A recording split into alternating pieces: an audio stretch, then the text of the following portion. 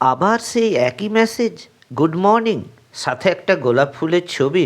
উফ, বন্ধ করুন এসব। 2026 সালে এসেও যদি আপনি সেই গতানুগতিক গুড মর্নিং পাঠান, তাহলে লোকে আপনাকে বোরিং ভাবতেই পারে। আজকের ভিডিওতে আমরা গুড মর্নিংয়ের কিছু সুন্দর বিকল্প দেখব। তাহলে দেরি না করে ভিডিওটি শুরু করা যাক। কাছের বন্ধুদের জন্য আমরা গুড মর্নিংয়ের বিকল্প হিসেবে ব্যবহার করতে পারি rise and shine, have a bright day. এগুলো শুনলে মনে হয় আপনি সত্যিই তার ভালো চান, শুধু মেসেজ পাঠানোর জন্য পাঠাননি। প্রিয় মানুষকে আপনি পাঠাতে পারেন let the morning B as bright as your smile. একটু প্রশংসা সকালে কার না ভালো লাগে।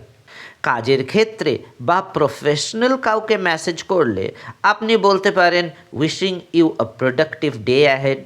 এটি আপনাকে স্মার্ট এবং কাজ পাগল মানুষ হিসেবে উপস্থাপন করবে। আর যদি খুব অলস লাগে, তাহলে শুধু মর্নিং না লিখে তার সাথে একটা প্রশ্ন জুড়ে দিন, মর্নিং, টি ও কফি।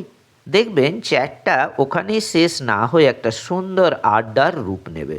তো কাল থেকে কোনটা পাঠাচ্ছেন কমেন্টে জানান, আর এমন আরও স্মার্ট টিপস পেতে চ্যানেলটি সাবস্ক্রাইব করুন।